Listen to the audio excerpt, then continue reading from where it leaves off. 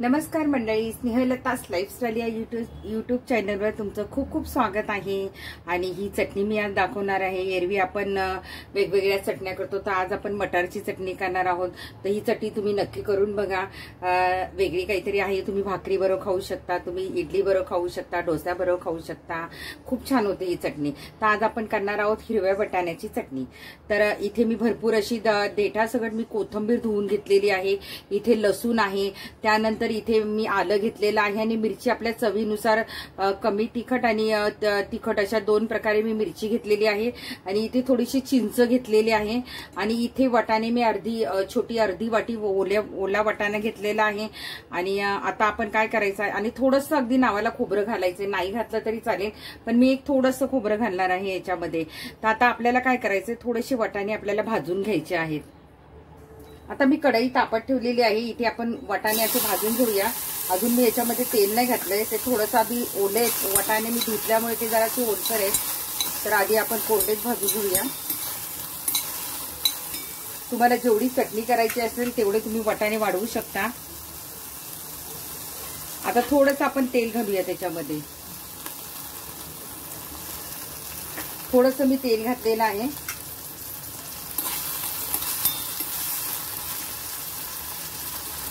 त्याच्यानंतर इथे आपल्याला थोडं मिरची घालायची आहे, म्हणजे मिरचीचा कच्चापण दूर होऊन जाईल।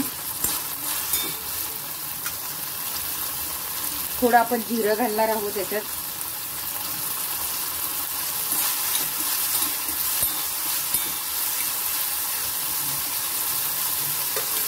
लसूण पण आपण घालून घेऊया।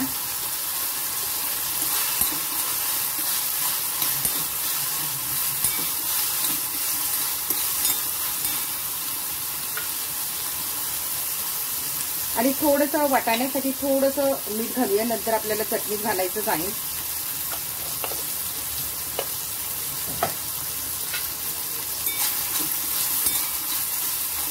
तुम्ही करून बघा, ही चटणी खूप सुंदर लागते आणि वाटाण्यामध्ये भरपूर फायबर असतं, त्यामुळे ही चटणी नक्की करून बघा। भाकरी बरोबर खूप सुंदर लागते। याच्यात शक्यतो वाटताना पाण्याचा वापर आपल्याला करायचा नाहीये।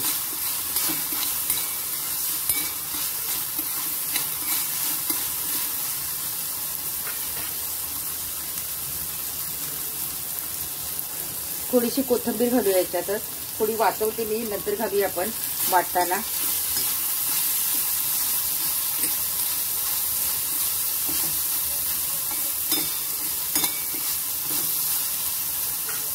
आता वाटाणा आपलं जास्त काय आपल्याला भाजायचं नाहीये, बस आता मी गॅस बंद करते, हिला पूर्ण थंड होऊन देऊया वाटाणा, आणि आपण मग आपण चटणी वाटून घेऊया। थोडंसं आपलं हे अजून गरम आहे, तर याच्यातच आपण थोडंसं खोबरं घालून घेऊया। तुमच्याकडे सुकं असेल तर सुकं घाला, किंवा ओलं असेल तर ओलं घाला। तर थोडंसंच घालायचं आपल्याला, जास्त नाही घालायचंय। तर हे अजून गरम आहे, तर त्याच्यातच खोबरं थोडंसं भाजलं जाईल आणि ही फ्रीजमध्ये आरामात 2-3 दिवस टिकते। बस मी थोडंसंच खोबरं घातलेलं आहे, जरा हिला थंड होऊन देऊया। आता ही कोथिंबीर आहे, ही पण घालून घेते याच्यामध्ये।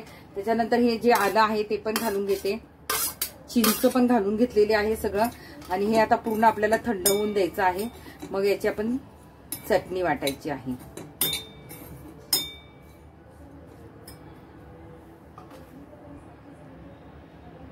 हे बघा, आपलं आता थंड झालेलं आहे, वाटाणे वगैरे थंड झालेले आहेत। याच्यात आपण थोडंसं दही घालायचं आहे।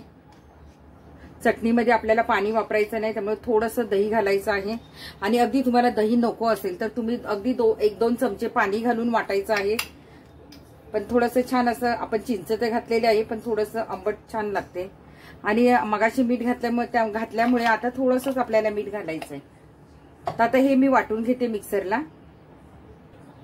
तुम्ही बघा, इथे चटणी आपण अगदी 1.5 चमचा दही घातलं होतं, पण चटणी जरा घट्ट आहे, तर मी थोडंसं अगदी थोडंसं पाणी घालते, जास्त नाही, किंवा तुम्ही दही घालू शकता।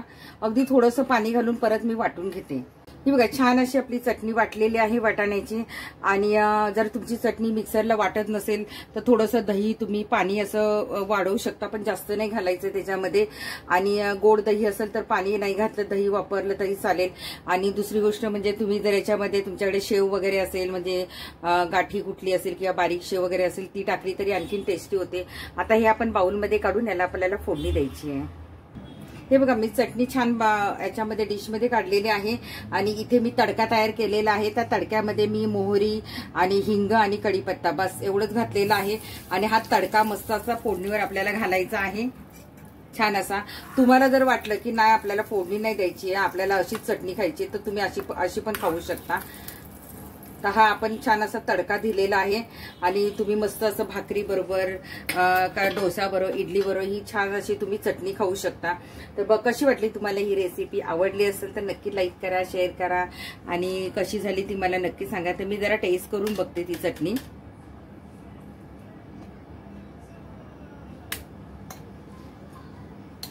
दह्याचा थोडा मी चमचा घेतलेला आहे, दुसरा नाही काढलाय.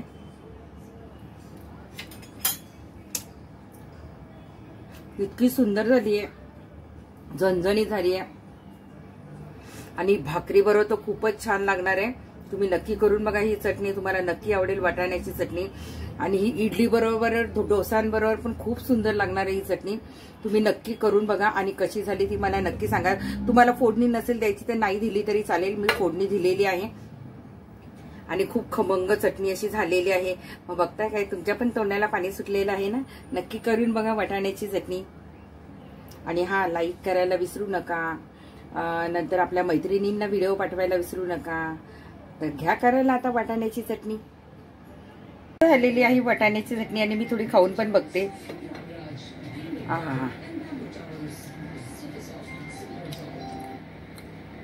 खूप छान झालेली, वाटतच नाही ती वाटाण्याची चटणी आहे. आणि इडली बरोबर खूप छान लागेल. भरपूर फायबर आहे, नक्की करून बघा. आणि याची रेसिपी तुम्हाला पाहायची असेल, करायची असेल तर स्नेहलताच लाईफस्टाईल या यूट्यूबवर जाऊन नक्की याची रेसिपी बघा. आणि भाकरी बरोबर पण ती खूप छान लागते. तुम्ही करणार तर तुम्हाला कळेल याची चव.